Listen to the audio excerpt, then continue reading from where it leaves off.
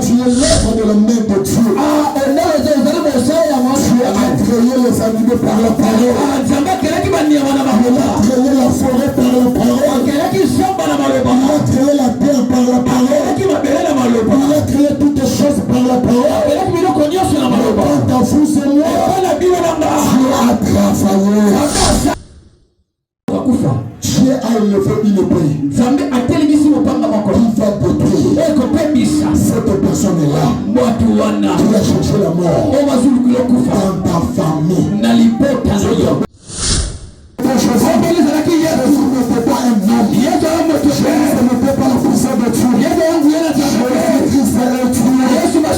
Jésus-Christ est tué. Quand je lis dans la Bible, je regardais un lion. Un lion a mis au monde. Le lion a mis au monde. Il peut n'être qu'un lion. Celui qui avait voulu le mettre pour gagner. Aujourd'hui, il sera détruit. Aujourd'hui, il sera détruit.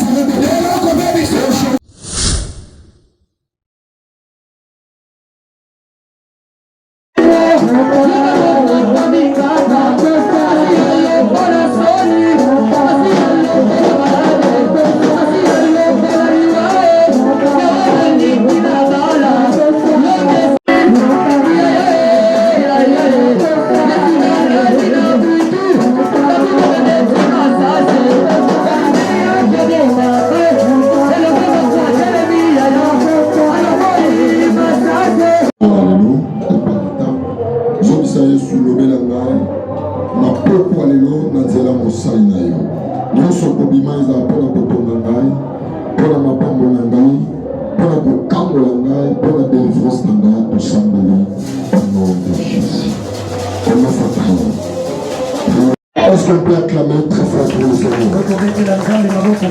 Est-ce que tu peux acclamer pour le roi des rois? Que tu s'acclames pour le Seigneur des seigneurs? Que tu s'acclames pour le roi des rois? Dans le tu m'avais commenté la milieu dans l'autre, ils sont des cris de joie, de clamer pour le roi des rois. Amen. Amen. Est-ce qu'il y a la joie ce soir? Est-ce qu'il y a la joie ce soir? Surtout sur les amis bâtis avec une finale numéro. Sans plus tarder, nous passons à la parole. Nous ouvrons la Bible dans le livre d'Ésaïe, chapitre 14, verset 12 à 14. Je lis au nom du Seigneur. Dieu a battu à terre, toi le vainqueur des nations. Tu disais à ton cœur, je monterai au ciel. Je lèverai mon trône au-dessus des étoiles de Dieu. Je m'assierai sur la montagne de l'ensemble, à l'extrémité du septentrion. 14. Je monterai sur le sommet de nuées, je serai semblable au Très-Haut. Deuxième verset, Genèse chapitre 2, verset, Genèse chapitre 2, le 9e verset. 9. Dieu dit 6. Et lorsqu'ils introduisent de nouveau dans le monde le premier-né, il dit que tous les anges de Dieu l'adorent. 7. De plus, il dit des anges, celui qui fait des anges les font, et de ses serviteurs une forme de feu. Mais il dit au Fils, ton trône, ô Dieu, est éternel. Le sceptre de ton règne est un sceptre d'équité. 9. Enfin, aux paroles du Seigneur. Merci, on peut s'asseoir, acclamer très fort pour la parole de Dieu. Prions pour la parole. Dieu d'Abraham, Dieu d'Isaac, Dieu de Jacob. Christ Jésus, tu n'as pas changé. Tu es le même hier, aujourd'hui, éternellement. Car toute chose passera, mais ta parole ne passera jamais. Jésus, tu es la parole de Dieu. Et tu es la sagesse divine. Nous voulons t'écouter au travers la bouche de ton serviteur. Je prends l'autorité sur tout esprit. Tu le confesses par ton nom. Je le chasse dans les salutes. Au nom de Christ ressuscité. J'ai ainsi prié. Disons Amen. Amen. Notre Dieu te le dit Amen. Pour la troisième fois à l'année.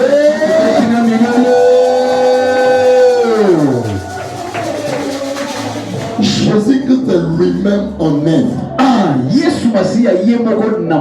Sur le thème de notre séminaire, nous serons bénis par ce thème Jésus-Christ lui-même en œuvre. Pourquoi Jésus a voulu être en œuvre dans ta vie, dans nos familles et puis dans diverses choses de ta vie?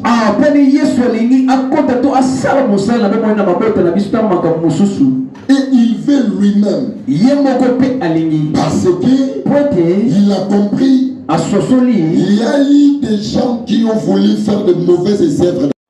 Pour visiter son peuple, il utilisait toujours ses serviteurs.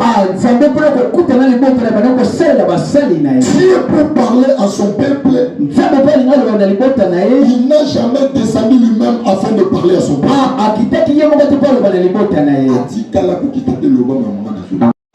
Et il parlait toujours au travers de ses serviteurs.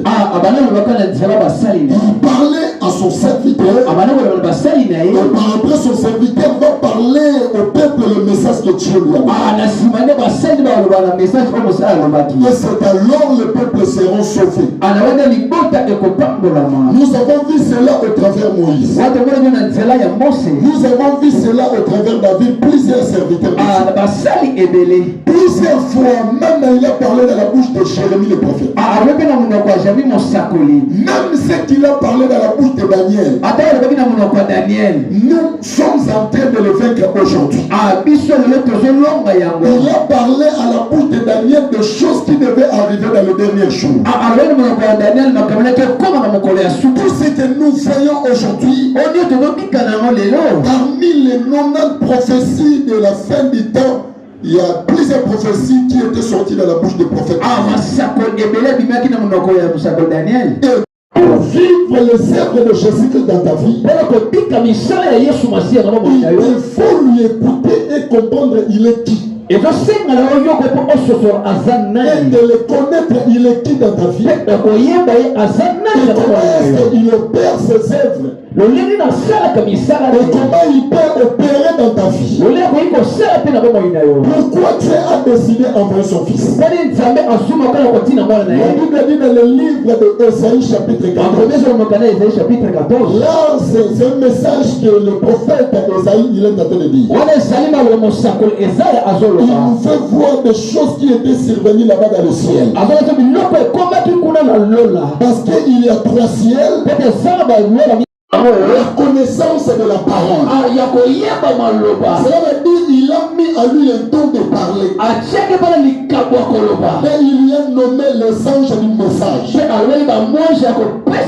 il lui a donné le nom de Gabriel. Oui, il est un ange qui représente tous les anges qui peuvent porter des paroles ou des messages. Et le deuxième rangée, c'était le rangée qui avait aussi plusieurs anges. Il a compris que Nzambe a na posa biloko ya boye, a peut-être na posa adoration le ya fufuna lofu. To ya pona dendo. C'est il faut to lambela ye biloko ya adoration ya lolenge boye. Donc cela veut dire l'ange là il comprenait ce que Dieu voulait manger. Et Dieu lui a nommé avec le don de louange et l'adoration, il a donné le nom de Lucifer. Et c'est lui qui mettait le mouvement là-bas dans le ciel. C'est lui qui mettait des chants là-bas dans le ciel. Parce que quand il animait la louange, l'adoration, c'est lui qui faisait chaud. Parce que le travail de Michael ne s'exerçait pas. Parce que là-bas, il n'y avait pas le combat. Et le travail de Gabriel ne s'exerçait pas. Parce que Dieu lui-même était la parole. Parce qu'il lui a fait le messager. Et tellement que c'est Lucifer qui animait le ciel. Il faisait l'œuvre qui animait le ciel. Il est là seulement assis. Moi, c'est moi qui prépare l'adoration. C'est moi qui prépare la louange. Lui, si moi je n'ai pas préparé, il sera en famine. Car il mange mes adorations. Car il mange ma louange. Si moi je ne travaille pas la louange et l'adoration, il ne peut pas manger. Il a commencé à minimiser Dieu. Et Dieu est dans le trône, Dieu regarde. Et tout à coup, il attendait le mot d'ordre de Dieu. Il attendait seulement que Dieu puisse donner le mot d'ordre. Tellement que Dieu n'avait pas encore donné le mot d'ordre. Il disait peut-être que Gabriel, comme il est le messager, peut-être que Dieu lui a transmis une message afin de me dire allez le combat. Et le diable continue toujours son arrogance. Lucifer a dit, Michael a dit je ne peux pas lui laisser comme ça. Directement, Dieu lui a précédé. Et il a sauté depuis le 3e ciel. Et il est descendu jusqu'à la terre. Là où Dieu avait le projet. Il est descendu sur la terre. Tous les anges savaient que Dieu va donner l'ordre afin d'y aller tuer Lucifer. Le cas de Gabriel, ils sont restés calmes. Il n'y a pas combattu avec les grandes épées là-bas dans le ciel. Il n'a pas combattu avec lui. Avec cette grande épée. Mais il a combattu avec lui seulement avec le temps qu'il avait. Il attendait que Dieu puisse donner le mot d'ordre. Il y avait une silence qui était là-bas dans le ciel. Quand Lucifer est descendu sur la terre, moi j'ai regardé. Parce que moi j'étais là. Parce que la Bible dit, nous les enfants de Dieu, quand Dieu a créé le ciel et la terre, avant que l'homme soit créé, nous qui sommes dans son service, on était comme des étoiles. Là-bas dans le ciel, on existait déjà. Et puis j'ai regardé, quand Lucifer il est précédé sur la terre. Moi je me suis dit, Lucifer n'est pas qui. Amen. S'il était avec sa sagesse, son intelligence, et connaître ce que Dieu est, il ne pouvait pas dire de choses contre le Seigneur. Abandi comme minimiser ça. Alors dit d'ailleurs, total, ça va dans le liamin, même dans l'âme de la robe adoration, même dans l'âme de la robe louange. D'ailleurs, vous avez fainéant, ils sont de pour ça les rayon. Abandi comme minimiser ça dans ma belle. Ba ange dans son mental. Kimia dans l'eau là. Kimia. Zambalo à l'autre côté. Depuis tous les anges j'étais là entendait le mot d'ordre de Dieu. Moi je n'avais pas besoin c'est le mal de. Et tous les anges entendaient. Moi je n'avais pas c'est là. Que c'était la fin de Lucifer. Et c'est là que Dieu va donner l'ordre à Michael. De tirer son flèche. Et de tirer Lucifer. Et pendant que les anges attendaient qui que Dieu pouvait envoyer, qui que Dieu pouvait donner le mot d'ordre pour tuer Lucifer. Les anges pensaient peut-être que c'est Michael. D'autres anges pensaient peut-être que ce sont les gens qui sont derrière les anges qui sont derrière Michael. D'autres disaient peut-être que Dieu il va descendre. Mais Dieu a dit. Il s'est élevé là-bas dans les cieux. Il a dit écoutez-moi. Restez calme. Restez calme. Voici la solution. Créons l'homme à notre image. Créons l'homme à notre image. Selon notre ressemblance.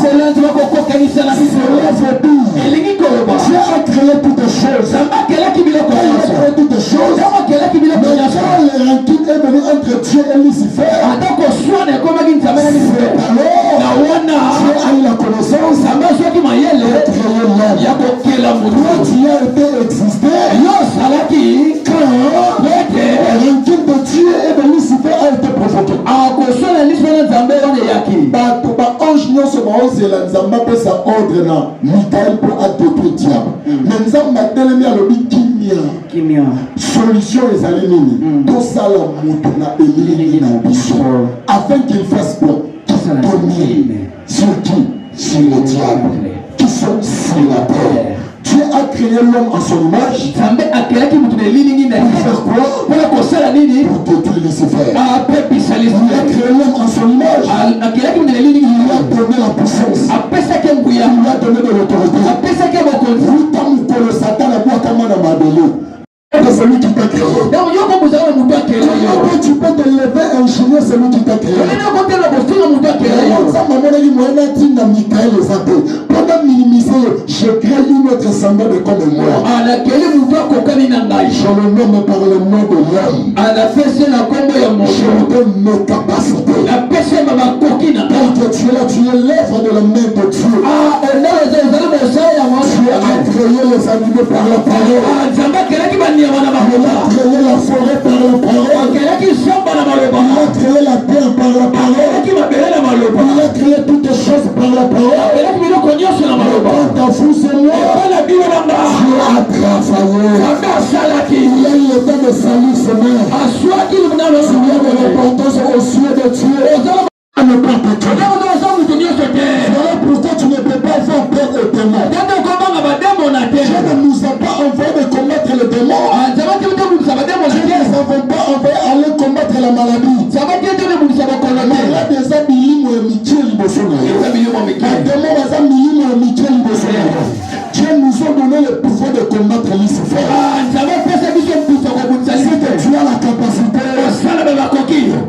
de combattre Satan. Avoir peur de petites démons. Avoir peur de ces petites maladies. Voilà pourquoi la Bible dit livre de Matthieu. La Bible dit ceci. Dieu nous dit petit troupeau. Petit troupeau. Amoni bolambo vous donner le royaume. Ya pesa bino bokonzi. Tu es là. Lolengo sawa na créateur. Amokeli na yo. Amoni bolambo vous donner la puissance. Apesa yo nguya. Le peuple ressourcé de ta famille. Banga bandokeli bota la vie. Jésus-Christ lui-même. Yesu Masia yemoko. En œuvre en toi. Bazala mosale pana yo. Jésus-Christ lui-même. Yesu Masia yemoko. En œuvre dans ta famille. Bazala mosala na mosala yo. Combat par la terre. Tu vas aller. Tu es en train de combattre. Ce ne sera pas toi qui vas combattre.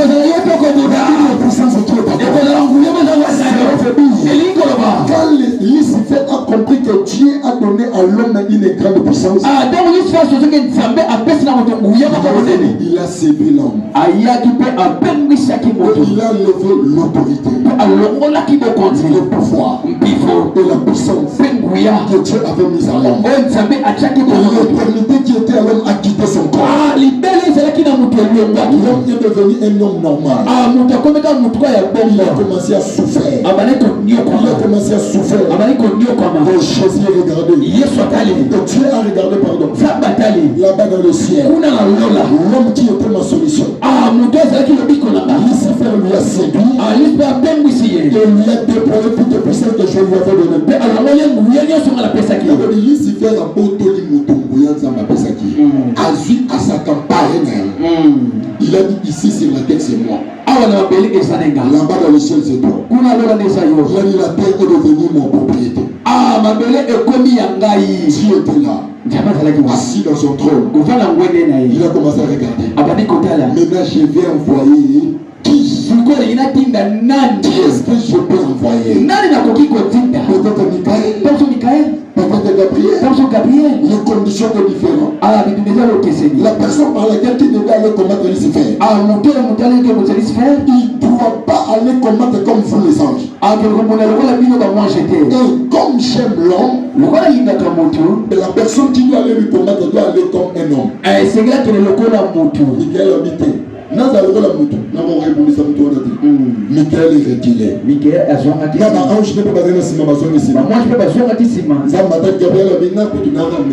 Amen. Dieu était là. Il est venu le 24 veillard. On ne peut pas descendre dans les combattre. Il n'y avait personne qui devait aller résister Lucifer. La Bible dit dans le livre de Hébreux chapitre 1.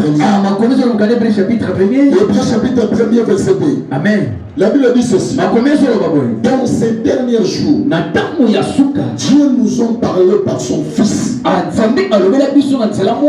nous a parlé par son Fils. Par laquelle il y a remis toute divinité. Il y avait quelqu'un qui était à la droite de Dieu. Le Fils de Dieu. Que Lucifer n'avait pas son identité. Et il était là, il regardait comment son père s'inquiétait.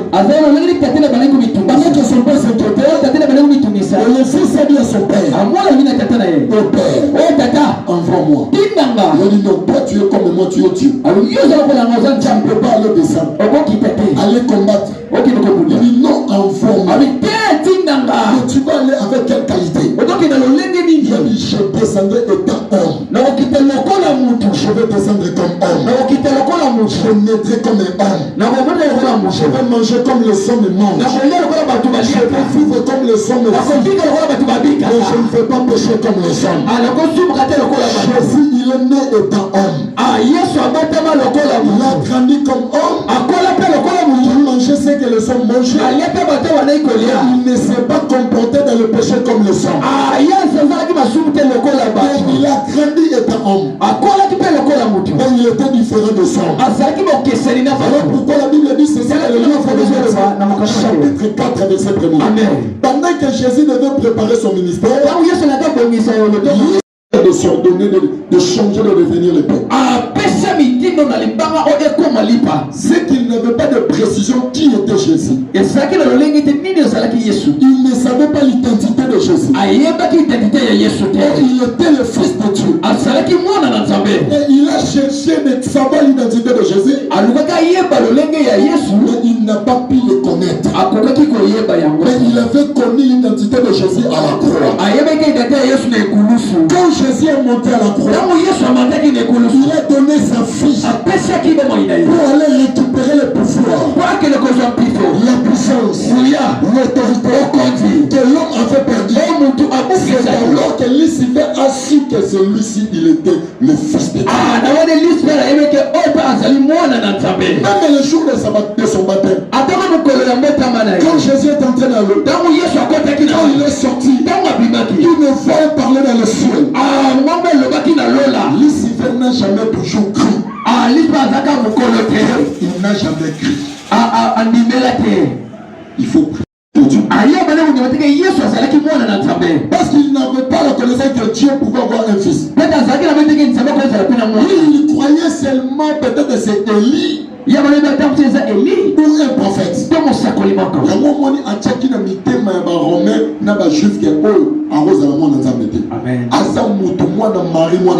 Amen. Mais il était le Fils de Dieu. Quand Jésus a donné sa vie, il a donné sa vie dans la croix. Dans la croix. Pour aller récupérer ce que l'homme avait perdu. Dans le jardin, quand l'homme a perdu tout ce que Dieu lui avait donné, Dieu avait mis un ange là-bas dans le jardin avec une épée afin que l'homme ne puisse pas retourner avec le péché qu'il a commis. La mission de Jésus était que l'homme revienne comme auparavant. Son œuvre était que l'homme puisse revenir comme il était. Être un homme fidèle, quelqu'un qui n'a pas de péché, quelqu'un qui a la puissance de Dieu, quelqu'un qui ne va pas souffrir, et quelqu'un qui ne va pas mourir. C'est le travail que Jésus était venu faire dans le monde. Et quand il est venu, il a mené tous les hommes de la terre derrière son dos. Il leur a dit: venez, je vais aller vous ramener là-bas dans le jardin. Mais quand Jésus-Christ est venu dans le jardin, il y avait une épée qui attendait l'homme qui avait commis le péché. péché. Et puis, moi, quand je dis que la moto a salé qui le somme. Amen. Il faut qu'on fasse la mabo au salé. Amen. Alléluia. Amen. Et maintenant, Jésus a mené le son. Et derrière son dos. Et quand il est arrivé devant Eben, et l'ange lui a fait sortir son épée. Les hommes par lesquels ils sont le péché. Et Jésus a dit, tu ne peux pas les couper. Moi je suis venu donner ma tête. Quand ma tête sera coupée, quand mon sang sera coulé, et tu laisseras l'accès libre à ce peuple. Vous remarquerez, la croix a une forme de l'épée. Jésus a eu l'épée que l'homme devait recevoir. Il a donné sa vie. Et après, il a laissé l'accès libre à l'homme. Après avoir mouru, et voilà pourquoi quand tu lis dans le livre de Luc 10-19, Jésus a dit, tout pouvoir m'a été donné. On ne sait le Seigneur. Il a dit encore, voici je vous ai donné le pouvoir. Après avoir donné sa vie, Jésus dit ceci, voici je vous ai donné le pouvoir. Le pouvoir que je vous donne aujourd'hui, parce que le pouvoir que vous avez reçu là-bas dans le jardin. Parce que là-bas dans le jardin, Dieu a donné à l'homme seulement la puissance, le pouvoir et l'autorité. Et dans la nouvelle alliance, quand Jésus a donné sa vie pour l'homme, Jésus n'a pas seulement donné le pouvoir. Jésus a donné la divinité à l'homme.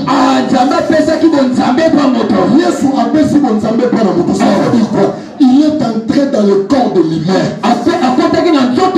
Il est entré dans ton corps. Dès que tu es là, tu n'as pas seulement la puissance. Tu n'as pas seulement de l'autorité. Tu as Dieu à toi. Pour apôtre Paul dit, si les apôtres agissaient, ce n'est pas eux qui agissaient, c'est Christ qui agissait. Cela veut dire, cette année 2024, après qu'on fait la confusion de cette année, ce que tu avais manqué hier, ça ne sera pas manqué. Tu n'avais pas compris l'œuvre de Jésus-Christ lui-même. L'œuvre de Jésus-Christ lui-même, c'est l'œuvre de la croix. Le travail qu'il avait fait à la croix a accompli tout le travail que lui a fait. À la croix, Jésus-Christ a crié, il est accompli. Il avait accompli ton mariage. Il avait accompli ton travail. Il avait accompli ta santé. Qui est tenté de lier ta vie? Qui est tenté de te maudire? Je suis venu me te dire, il ne faut pas avoir peur de sorcier. Il ne faut pas peur de sorcier de votre cause. Il ne faut pas peur de sorcier de votre village. Il y a un Dieu vivant. Il y a le Créateur à toi. Le Dieu qui avait créé au commencement. C'est le même Dieu que je te prêche. Le Dieu qui avait créé au commencement. C'est le même Dieu qui était des amis ici. Entré dans le ventre de il est comme un homme. Son nom c'était Jésus. Jésus n'était pas un homme. Jésus n'était pas la puissance de Dieu. Jésus-Christ est Dieu. Jésus-Christ est Dieu. Quand je lis dans la Bible, je regardais un lion. Un lion a mis au monde. Le lion a mis au monde. Il peut n'être qu'un lion. J'ai regardé le serpent mis au monde. Le serpent a mis au monde notre serpent. J'ai regardé le crocodile. Il a mis au monde. Il peut n'être qu'un crocodile. Et maintenant, dans un monde, tu n'es pas comme le sorcier. Tu n'es pas comme l'animal. Tu es Dieu. Pourquoi ta vie n'a pas vous êtes de Dieu. Et vous mourrez comme des humains. Que tu es là. Ton Dieu, ton Père. Créé par la parole. Tu créeras par la foi. Pourquoi Jésus-Christ a dit, si vous avez la foi, en vérité, en vérité, je pense, il y a cette montagne. roi c'est toi. Le chef est toi. En tant que Jésus a fait, ce sont les sorciers de papa. Ce sont les soldats qui te dérangent. C'est la maladie qui te dérange. Jésus ne peut te dire. Aujourd'hui, le Dieu est là. Le Dieu est là. Le Dieu est là. Qui est devenu en chair. Par le nom de Jésus. Celui qui te parle au travers. Il est aussi en toi. Il est aussi en toi. Je te le prophétise ce soir. Celui qui cherche tes enfants. Celui qui cherche ton mari. Celui qui cherche ta santé. Il ne te fera jamais. Parce que l'œuvre de la croix. Il ne te protéger. Il ne te protéger. Ce jour-là. Quand Christ Jésus a levé la croix. Il a crié fort.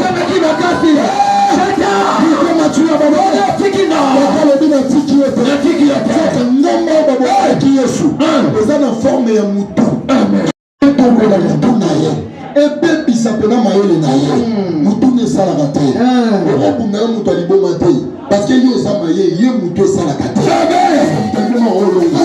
est-ce que soba kolongo c'est que la personne qui te tomba amutu azobodisa azoyelantika tu peux le vaincre tu peux le débrouiller je te déclare celui qui avait fini le mal pour toi aujourd'hui il sera détruit aujourd'hui il sera détruit aujourd'hui il sera détruit Jésus qui serait un œuvre Jésus qui serait un œuvre il a dit ceci comme le Père agit moi aussi j'agis moi aussi j'agis comme la porte à l'élevé laisse saler la maman laisse saler la chaîne finale je te dis ça la lumière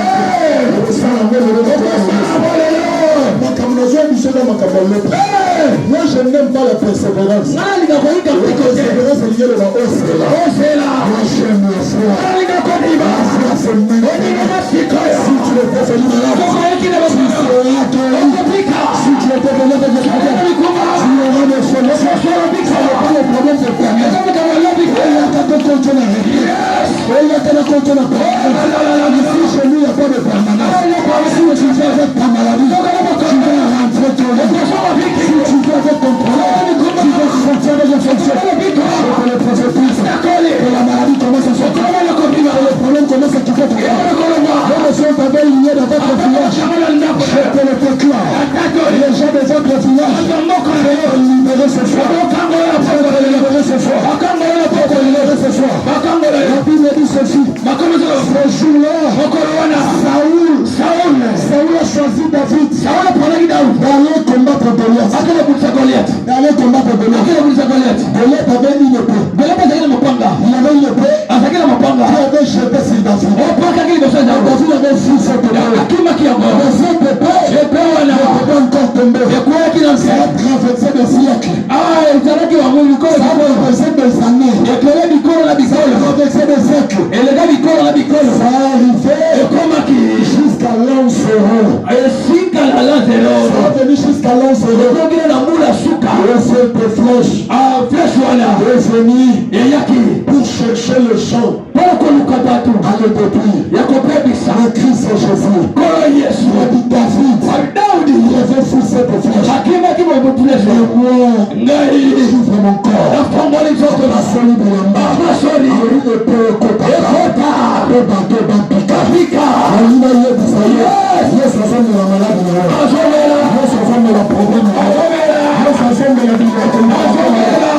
tu n'es pas de leur famille. Tu es de la famille de Jésus. Voilà pourquoi la Bible dit car on a fermé Daniel. On a jeté dans la trou de lion. Les ennemis de Daniel, ils savaient que Daniel va mourir. Les lions vont les dévorer. Et quand Daniel est entré dans la fosse au lion, tous les lions s'est rassemblés. Ils se sont rassemblés. Ils ont dit nous avons reçu l'enfant de notre créateur. L'enfant de notre créateur. Nous ne pouvons pas manger Daniel. Et le lion va s'en ici Congo. Daniel a quitté le Congo. bato babwaki basalaki Daniel aliama. My God. Babi esili mpo na Daniel. Esili mpo na Daniel. Na tongo Jésus. roi alingaki Daniel mingi. Alingaki mingi. Aona libula bakosi. Ayeko kengela. Ayeko kengela. Aobelo ya kobanga. Azobelo ya kobanga. Daniel. Daniel. Daniel. Daniel. Bayo kayote. Bayo kate. Yana ina yo bisayo. Yes. Parmi bato babundisaka yo. Parmi bato basa lo makita. Amen. Na kati na bango. Deza na moko lingaka yo. Deza na moko lingaka yo. Bango. Bakobeba na bango na bango. Amen. Bakobeba na bango na bango. Yes. Moko jalingaki Daniel. Alimani na wala kufa kuna soma miso. Amen. Wana bato musuma mbingana na yo. Balingana yo. Yes. Bazolo bamabo pona pona osepelisa bato. Amen. Na family na poko yo. Amen. Bato nyonso bambingana na yo. Zama zo sima bitema na bango. Azo sima bato yikaye po batanza bato batane. Est-ce que quelqu'un qui comprend? Est-ce que quelqu'un qui comprend? Est-ce que quelqu'un qui comprend? Amen. Na kati na bango. Eza na moko poko lukayo. Amen. Apoko tundo le pana yo. Amen. Tozala ki ebele. Oto liaka mwana na yo. Tozala ki ebele. Oto bebisaka libala na yo. Tozala ki ebele. Oto kotaka liwa na fami na yo. Na makambo nga na so mona. Aboyi na nga kokontinue. Obundisa yo. Na yo kobondisa na yo. Olimbisa nga. Sakoli na poko yo. Bato nyonso bateleme na yo. Zamba bunza senza na yo. Zamba panza na kitana yo. Roi lobi. Daniel n'a pas compris. Pour finir, Daniel a dit non, roi. Je suis vivant. Le Dieu vivant.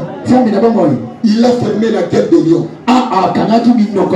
Les lions n'ont pas mangé. Malgré ils ont duré avec la famille de plusieurs mois. Il y a une famille de mots peut-être qui va lire Kala. Si on a liste, on va dire comment nous montons les morceaux. On s'en recolle à Daniel. Comment nous montons la liste à la banque. Comment nous montons la liste à la banque pour la note. On couche un peu pour le couche sa peau. Il va aller au côté de sa main. On va continuer à faire mon bœuf. On va continuer à libérer. Ça tourne la poche à l'air. Il faut qu'on ait sur le chat qui est là. On a remis la commune à l'est. Il faut que la caméra me donne. A copine à la commune à l'est. Il faut que la caméra me parle à l'est. A copine à la commune à l'est. Il faut que la l'est. Et que ça vous a libéré. Et ça vous a libéré. Et ça vous a libéré. Et coupez-moi. Le Saint-Esprit est donné au début. Il y a une jeune femme. Le diable a mis le feu sur ta famille. Mais le Dieu qui m'a appelé, il m'a dit de te dire. C'est la date d'aujourd'hui. Il y a une bête qui s'est élevée. À cause de toi. Au milieu des gens qui cherchent la mort, Dieu a élevé une paix. Il va détruire cette personne-là qui a cherché la mort dans ta famille. C'est une message prophétique que je le Seigneur avait parlé la fois passée. Il avait parlé. Mais beaucoup de gens n'avaient pas écouté. Et la mort est devenue. Dieu aussi a parlé. Pour toi. Pour toi. Mon panga est télé. Mon panga est télé. Mon panga est télé. Mon panga est télé. Nous sommes dans le monde de télé pour la vie d'Angaï. Et puis est télé pour la vie d'Angaï. Mon panga est tika. Mon panga est télé. Mon panga est télé. Mon famille d'Angaï tika. Mon famille d'Angaï tika. Mon panga est télé. Mon panga est télé. Oui, mon panga est occupé tout. Et là, mon panga est pasteur. À Kokufa. Amen. Ezala ayebi nzambe anena kindokite mazaka contre yo akokufa. Amen. Ezala zana misala mabete me atendai kotika bato pe baboma yo. Akosala nini? Akokufa.